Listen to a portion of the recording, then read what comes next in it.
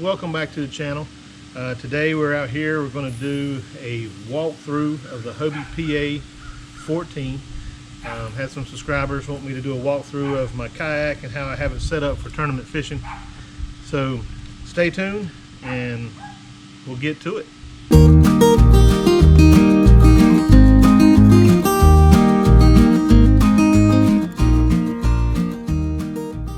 Alright guys, as we've talked about before, a big thing with kayak fishing is storage. And the Hobie PA 14 has a tremendous amount of storage located within the kayak's hull and the kayak itself. First, let's get started with the front of the boat. As you can see, Hobie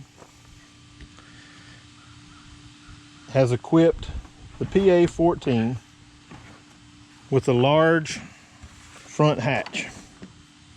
The large front hatch has a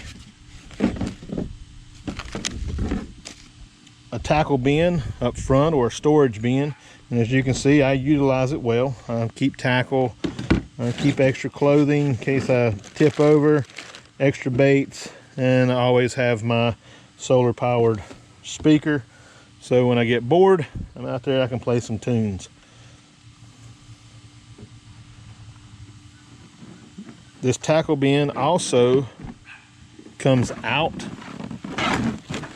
and as you can see, there's more storage in the PA 14. There's some people that put their rods in here for when they're traveling without putting them inside the rod tubes. That you can see the inside of the rod tubes.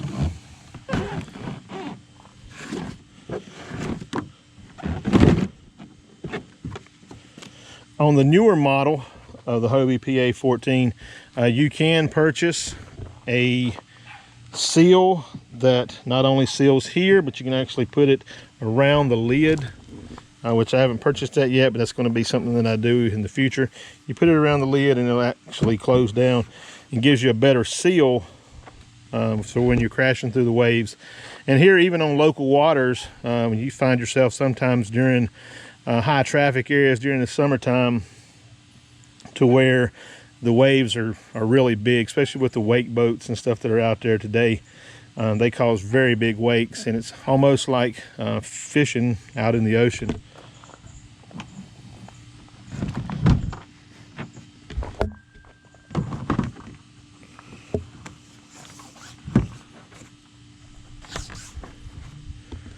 Forward, Hobie, for the 2018 models, they upgraded their platforms for your tool storage. So what I do up here, these little clips here are for my H-rail support. It goes onto the kayak, actually connects back here to my H-rail, and I'm actually able to stand up on the kayak with a little bit more security. Right now what I do is I take a leash or a rope that I've got attached to the front of the bow, and I kind of lift myself up and I'll stand up and stretch. With bad knees, sometimes it gives me a fit, but I'm working on it. Getting better and better every day that I continue to try. So when I'm out on the water, the first thing that I do is I take my net out and I lay my net right up here on the front of the kayak, and I'll hook it here. My net will be laid out. It's ready for me when I catch fish. As you can see right down here, I have my catch board made by Mr. Westcamp, Duke. Great product. It's probably one of the top of the line out there right now. It's heavy. It's an anchor, so if you do purchase one, make sure that you tether it to your kayak. Rule of thumb, most kayakers will tell you, if you want it, tether it to your kayak. If you don't care about it, don't worry about it. If you ever topple over, you're going to lose it.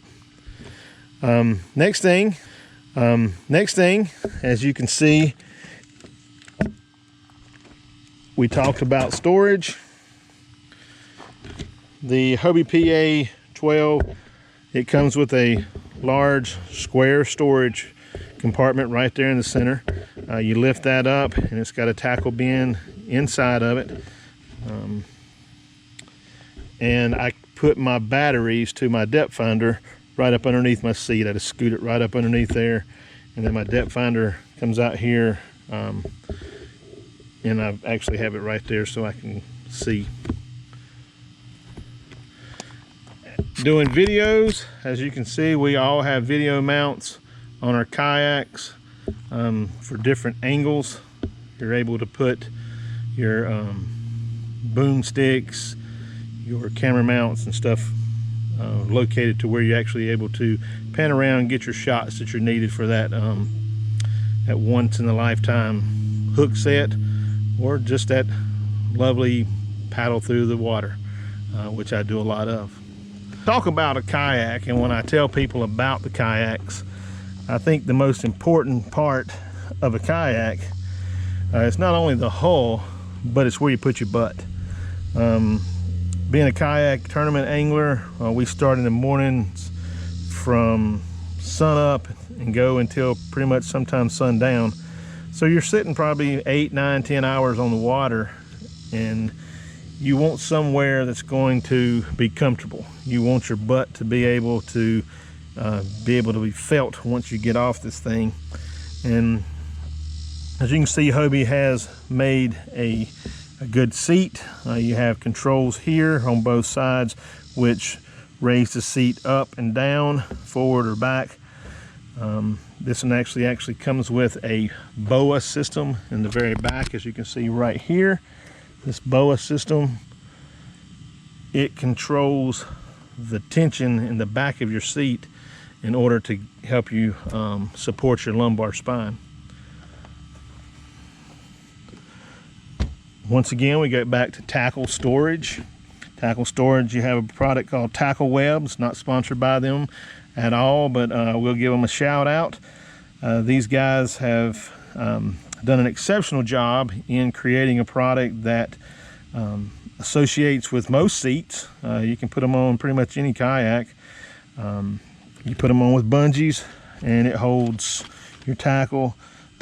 We've got some side mounts made by Burley Pro, which I use often.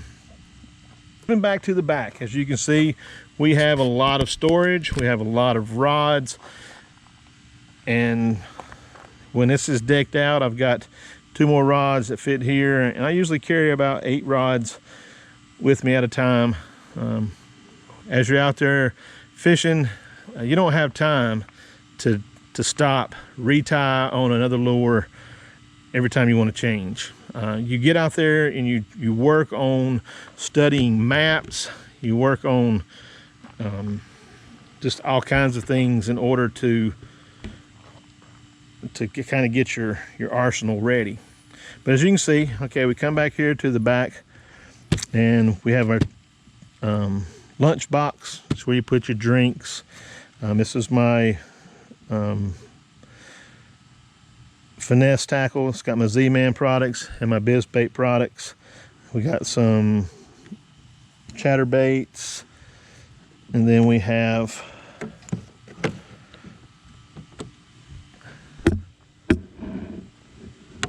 I carry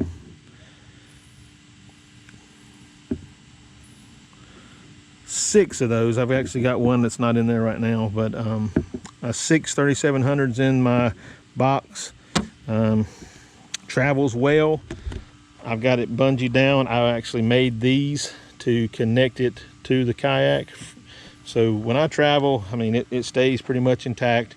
If I'm doing something local, I'll throw my rods in there, put them bungeed over top of, and then I'll take off down the road and they'll just ride just like that.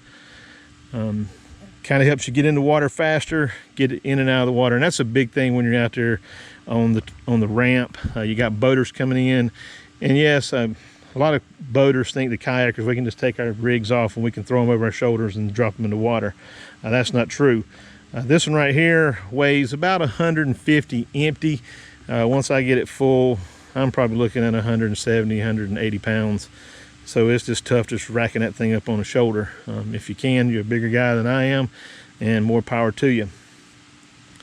Back at the back of the kayak, probably one of the biggest things that I would say that you need is a light and a flag. We launch early in the mornings, and this is a Yak Attack flag, Yak Attack light system. Luther does a great job in making these, and it's hooked on the back of my H rail. Light pretty much stays on all day. Once I click it on, I don't even worry about it. It's easier to change the batteries out.